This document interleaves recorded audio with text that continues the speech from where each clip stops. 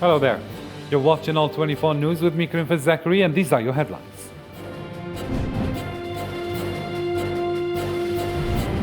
One crew member of the cruiser Moskva was killed while trying to extinguish the fire.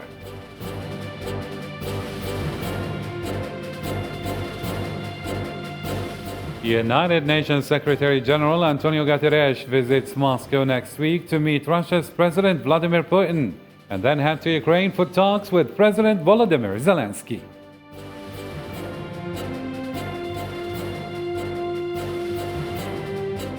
More than 150,000 worshippers attended the prayer at Al-Aqsa Mosque despite Zionist offensive.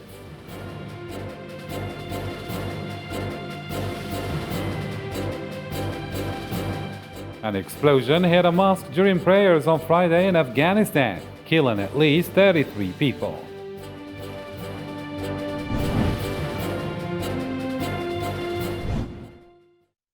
First off in our news, Ukrainian President Volodymyr Zelensky warned that Russia is expanding its invasion to other countries after a Russian general said it wants full control over southern Ukraine. The Russian invasion of Ukraine was only meant to be a start. Then they want to capture other countries. Of course, we will defend ourselves as long as necessary to smash this ambition of the Russian Federation. But all nations who, like us, believe in the victory of life over death must fight with us. They must help us, because we are the first on this path.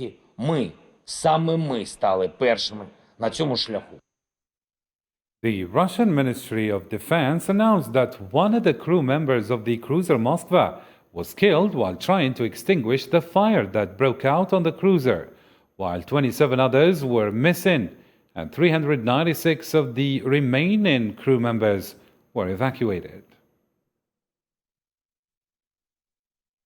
During a Friday briefing and while asking how urgent the situation is regarding the drawdown authority funds, Pentagon spokesman John Kirby stated that the presidential authority to withdraw is nearly exhausted, a day after U.S. President Joe Biden announced new military aid to help Ukraine's military.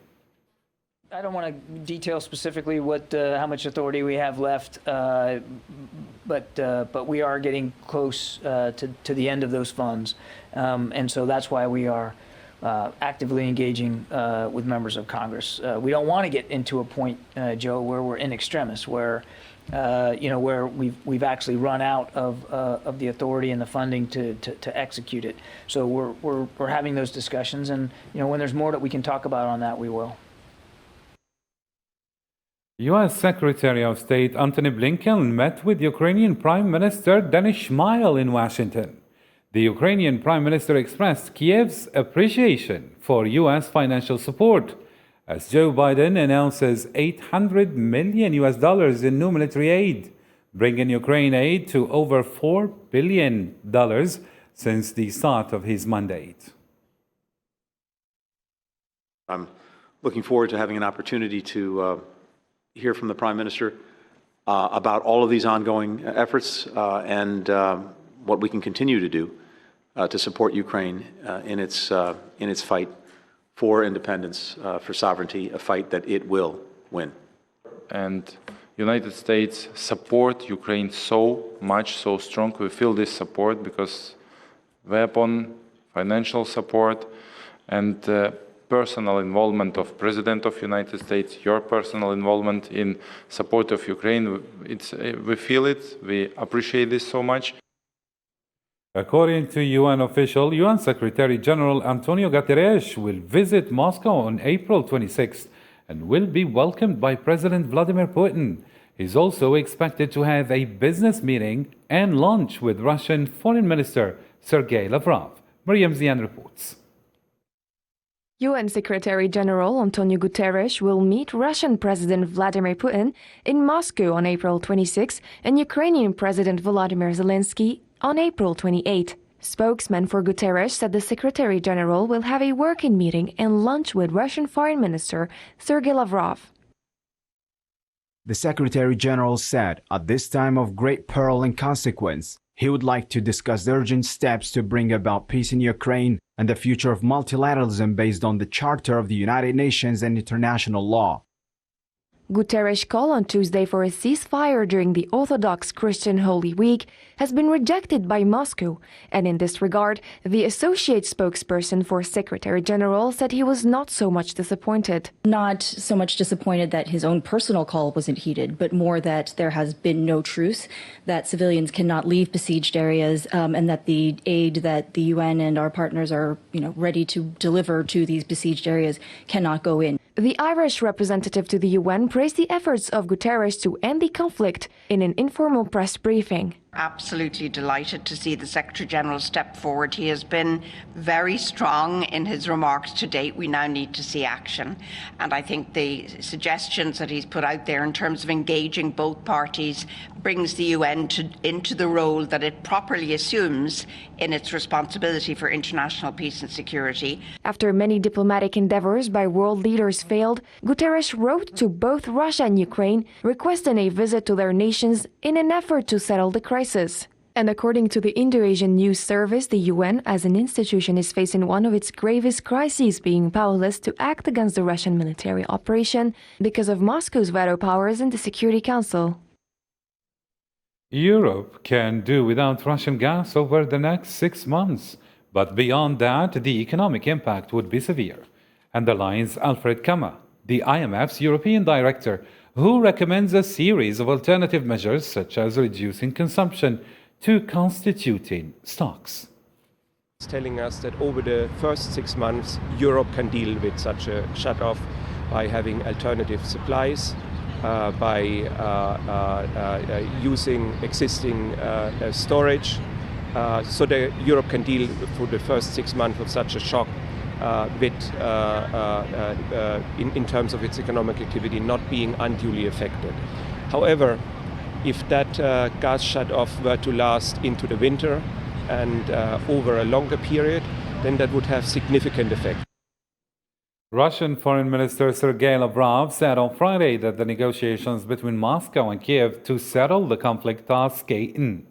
However, officials said that no apparent progress has been made in the talks. The Russian minister also expressed doubts about the willingness of the Ukrainian leadership to continue these talks. The head of the Russian delegation negotiating with Ukraine representatives, Vladimir Medinsky, declared that a new session of talks had taken place on Friday.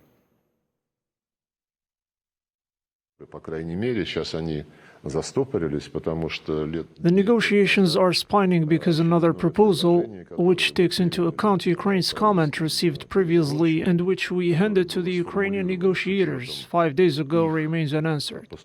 It is very strange for me to hear every day from various Ukrainian representatives, including the president and his advisors, who suggest that they absolutely do not need these negotiations, that they have resigned themselves to their fate. Который наводит на мысль о том, что эти переговоры совсем не нужны, что они смирились со своей судьбой. IMF Europe Director Alfred Kammer has given details about Europe's economic outlook for 2022, calling the war in Ukraine a serious setback for Europe's solid but partial recovery from the coronavirus, and calling on European nations to improve energy security. Activity in Russia is forecast to shrink by 8.5%. and in Ukraine by 35%. So what should monetary and fiscal policy makers do? The war is a supply shock that reduces economic output and raises prices. Indeed, we forecast inflation will accelerate to 5.5% in advanced economies and to 9% in emerging European economies, excluding Belarus, Russia, Turkey, and Ukraine. The Russian army stated on Friday that it was ready to observe a humanitarian truce at any time on the Azovstal industrial complex in Mariupol, allowing civilians to be evacuated and soldiers to surrender. The Russian defense minister said that evacuated citizens would have the option of joining territory under Ukrainian or Russian administration, and that Ukrainian soldiers and the injured would be adequately cared for.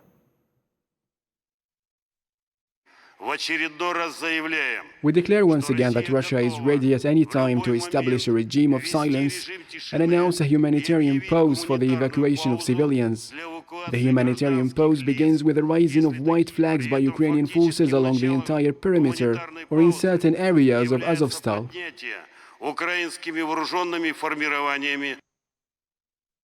Foreign ministers of Lithuania and Germany held a press conference in Vilnius to discuss the Russia-Ukraine crisis. The German top diplomat Annalena Baerbock sent a very strong message to Moscow, refusing to accept a dictatorial peace.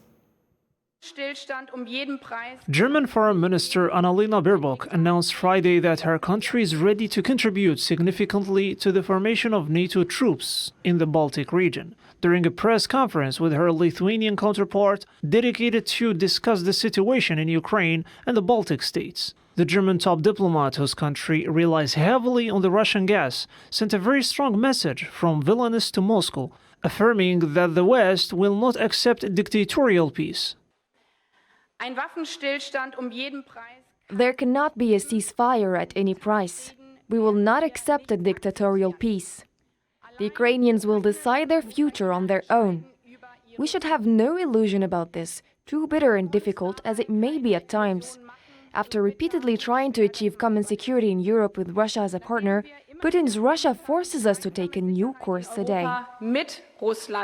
Gabrielius Landsbergis, for his part, called on NATO to strengthen its presence in Lithuania and other Baltic states, and to be ready to deter any potential attack on the Baltic nations, asking for more armored vehicles, air defense, sea defenses, and the security of port and infrastructure in the region. NATO must be ready to defend the Baltic states from the first minutes of any conflict. For this, more NATO troops must be deployed in Lithuania and other Baltic states. German support is extremely important to achieving these goals. Russia, with European money paid for energy resources, maintains its economy and restores its war losses. The two senior diplomats' main focus was about the shift of NATO strategy in Europe, from building security with Russia to building security from Russia, and how the alliance will resist in the medium and long term.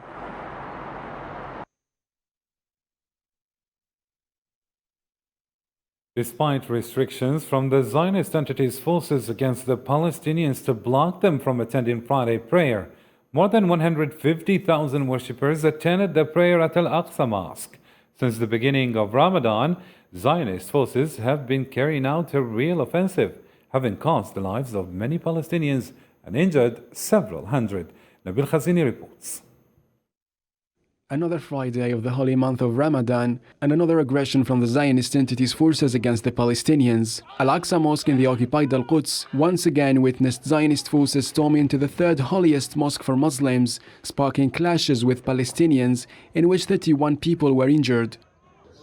But despite the occupation army deploying many troops at the gates leading to Al-Aqsa Mosque, more than 150,000 worshippers were determined to attend Friday prayer. Following these events, solidarity was in mass in the Gaza Strip.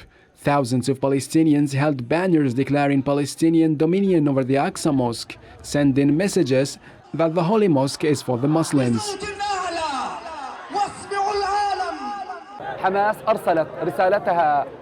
Hamas has warned the enemy, through mediators, of the realization of its plans to confirm that we will continue to defend Al-Aqsa Mosque with all our forces. This massive call for protest, uniting all Palestinians, can turn into a military mobilization at any time. The Zionist entity's forces' incursion into the holy site and the repeated aggression against the Palestinians continue to raise fear of a major outbreak of violence in the occupied Al-Quds.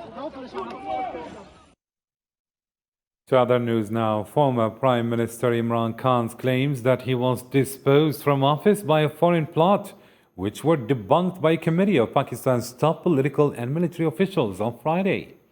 The National Security Committee's statement attempted to put an official end to Khan's allegations that the US conspired to depose him with the help of his political opponents.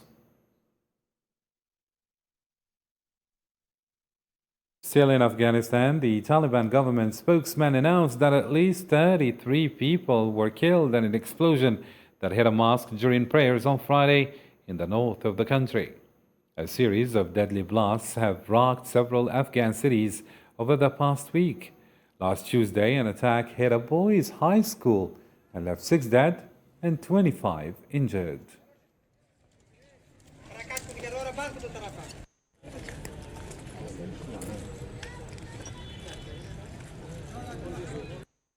To Tunisia now. Tunisia's president has taken control of the country's election commission, announcing that he will change the majority of its members.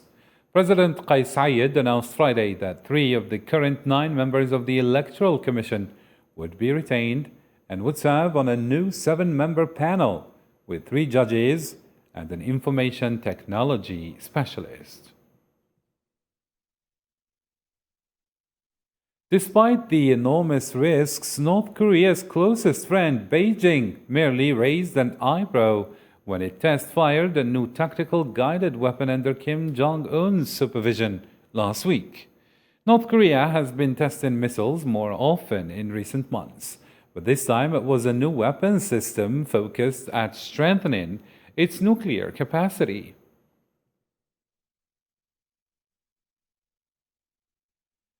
Nigerian deputies have largely voted in favor of text authorizing the employment or the deployment of foreign forces on the territory, in particular French, to fight the extremist groups. After several hours of debate, the deputies voted by show of hands, 131 for the text and 31 against. This is merely text, a political speech. A statement of a general policy cannot be considered as a law that we are bound to take in matters of national defense or in matters of treaty or agreement. U.S. President Joe Biden signed an executive order aimed at protecting old-growth forests on federal lands across the United States. The plan, announced on Earth Day, aims at strengthening the protection of the country's ancient forests in a push to combat the climate crisis. Joe Biden demanded from federal officials an inventory of ancient forests as well as the identification of the threats to these trees. And I think that we're in one of those moments in world history and in American history where we've reached the point that the crisis on the environment has become so obvious, with the notable exception of the former president, that we really have an opportunity to do things we couldn't have done 2, 5, 10 years ago. Governor Ron DeSantis signed legislation on Friday that deprives Walt Disney CEO of self-government or governing power over its Orlando area parks as penalty for the company's resistance to a new law that limits the teaching of sexual topics in schools. Islam said in this report. Florida Governor Ron DeSantis signed a bill on Friday that would take effect in June 2023 in retaliation to Disney World giant against its position of defending certain progressive themes not appreciated by Republican elected officials, including prohibiting teaching subjects related to sexual orientation or gender identity in primary school. What we will not allow is to be taught that members of one race, color, national origin, or sex are somehow morally superior. We're also not going to teach that virtues such as merit, excellence, hard work, fairness, neutrality, objectivity, and colorblindness are somehow racist or sexist. They are not. Everybody can succeed. Everybody works hard. Everybody deserves fairness. And so we're going to stand by that. The Republican-controlled legislature approved the bill on Thursday, which will also eliminate the special governing jurisdiction that allows the company to operate Walt Disney World Resort as its own city. So momentarily I'm going to sign the Stop Woke Act. We actually have 2 other bills. We just did the legislature just did a special session. They passed 3 pieces of legislation. I'm going to sign 2 of those here today. One was, we did a bill last year to combat censorship by big tech companies. The governor said Disney would pay more taxes as a result of the law. Mr. DeSantis' relationship with Disney has been worsened since then. The Disney theme park in Orlando is one of the most famous parks in the world. The Disney plane remains #1 favorite among Americans. And now let's have a reminder of our main top stories. One crew member of the cruiser Moskva was killed while trying to extinguish the fire.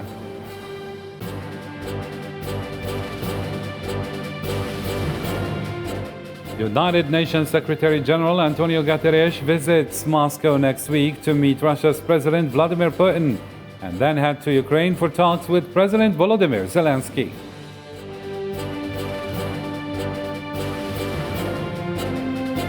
You also watched more than 150,000 worshippers attended the prayer at Al-Aqsa Mosque despite Zionist offensives.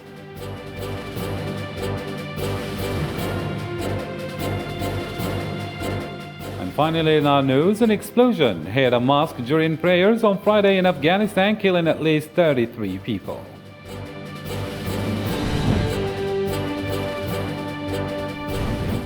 That's it for now. Special thanks for all the team working on the news, and bye for now.